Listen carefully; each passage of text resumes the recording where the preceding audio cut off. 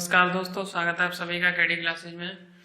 आज हम देखने वाले हैं प्रॉफिट एंड लॉस का पार्ट 10 में पहला क्वेश्चन है, किसी वस्तु का लाभ 120% है यदि क्रय मूल्य 10% से बढ़ जाता है और विक्रय मूल्य वही रहे तो नया लाभ मार्जिन क्या होगा। प्रतिशत में निकालना है।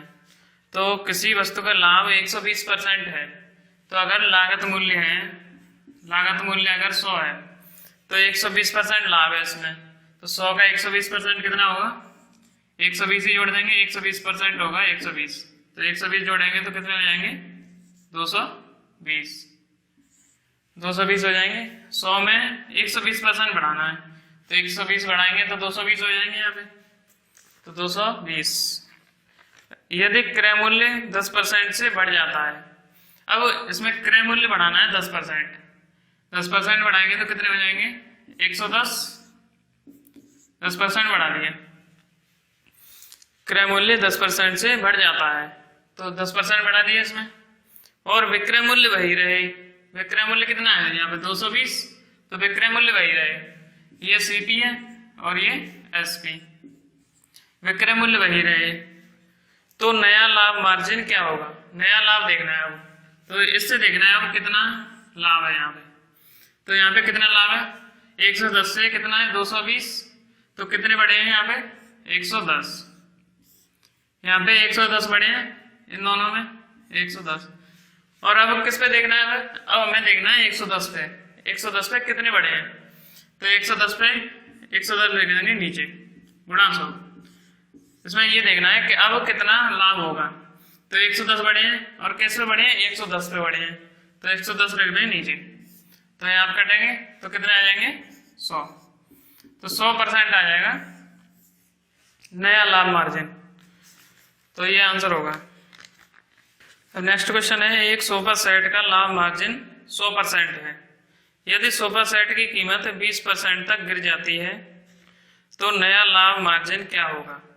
तो सोफा सेट का लाभ मार्जिन 100% है, तो जैसे लागत मूल्य लेके चले 100, तो इसमें लाभ कितना है, लाभ है 100% है, तो लाभ 100% करेंगे 100%, तो ये कितने हो जाएंगे, ये सीपी है, तो एसपी कितने की हो जाएगी, एसपी हो जाएगी, इस पे 100% बढ़ानी है तो 100% बढ़ाएंगे, ये हो जाएंगे 200 हो जाएंगे ये।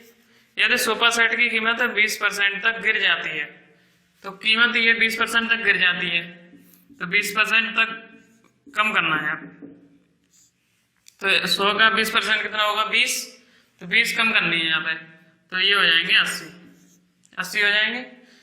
तो नया लाभ मार्जिन क्या होगा। अब नया लाभ मार्जिन देखना है, तो यहाँ पे कितने बढ़ रहे हैं, 80 से हो रहे हैं 200, तो 120 बढ़ रहे हैं, 120 तो बढ़ रहे हैं यहाँ पे। अब किस पे बढ़ रहे हैं, 80 पे देखना है, तो 80 रख देंगे नीचे गुणा 100, तो ये कितने आ जाएंगे, ये घटेंगे, ये 3/2 बार, ये 40 से काटेंगे 3 बार, 40 से 2 बार, ये आ जाएंगे 2 से 50 बार, और ये 50 दिया 150, तो 150% आ जाएगा नया लाभ मार्जिन, ये आंसर होगा 150%। अब नेक्स्ट क्वेश्चन है, एक सेल्समैन गलती से लाभ प्रतिशत 20 पर विक्रय मूल्य पर गणना कर लेता है जो 20% है, उसका वास्तविक लाभ प्रतिशत कितना है। तो इसमें गलती से किया है, विक्रय मूल्य पर गणना कर ली है, तो 20% कितना होता है, ये 20% बराबर 1/5, तो इसमें विक्रय मूल्य पर गणना की है, इसका मतलब है ये नीचे वाली संख्या होगी विक्रय मूल्य, तो एसपी होगी, ये एसपी विक्रय मूल्य, तो ये 5 हो जाएगी विक्रय मूल्य, और ये लाभ है ऊपर वाली, इसमें लाभ हो रहा है कितना है, विक्रय मूल्य पर गणना कर लेता है जो 20% है, लाभ है इसमें, तो ये ऊपर वाली संख्या होगी 5, एक ये हो जाएगी प्रॉफिट, लाभ, एक हो जाएगा लाभ।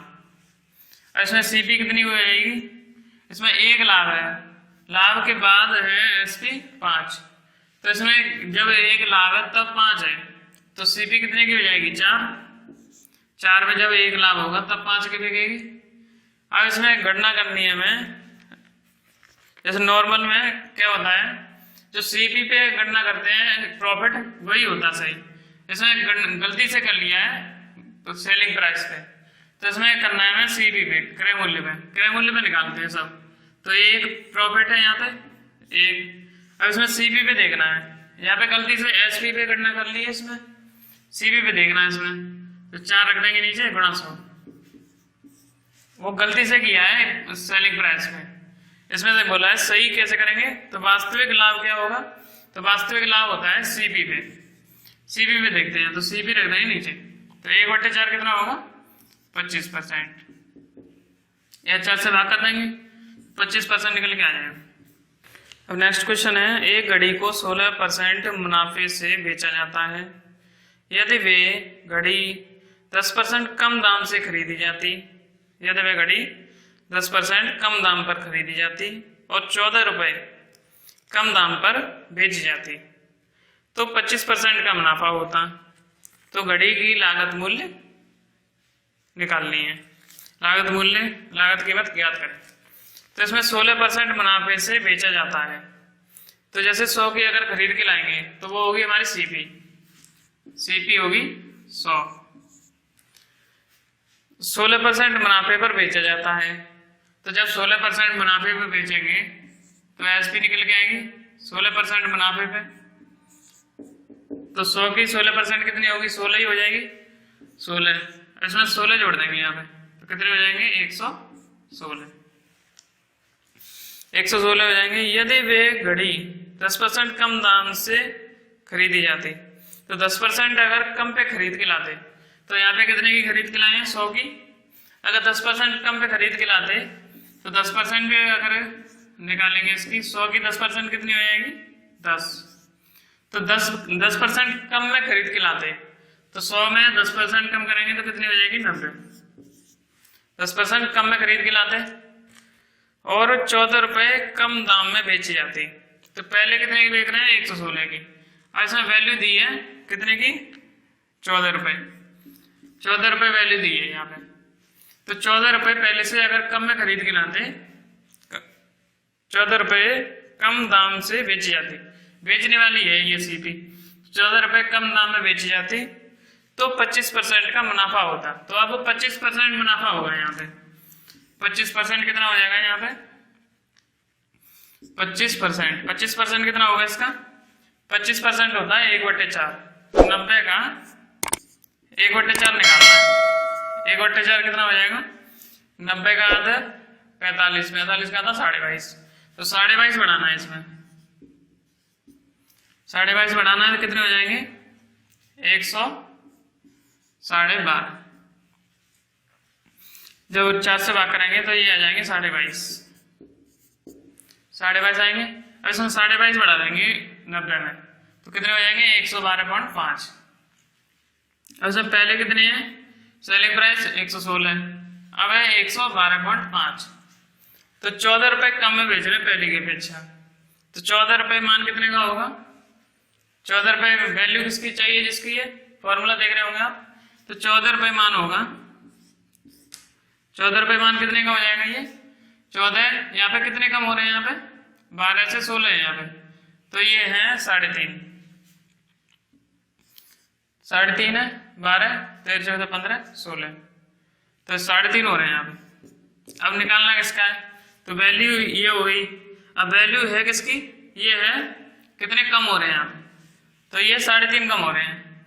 अब चाहिए जिसकी, अब इसका मतलब है मैं निकालना क्या है, निकालना है घड़ी की लागत कीमत ज्ञात करें।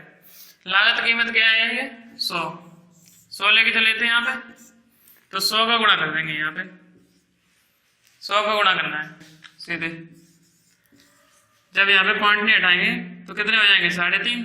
अब 3.5 के दोगुने कितने होते हैं 7, और 7 के दोगुने 14, तो ये 4 बार जाएंगे ये 3.5 से, तो 4 बार, और यहाँ पे 100 थे, यहाँ पे 100 थे, ये पॉइंट नहीं हटाएंगे पहले, 3.5 से 4 बार कटेंगे और ये 4 से 100 में गुणा करेंगे 400 आ जाएंगे, तो 400 रुपये आ जाएगा लागत मूल्य।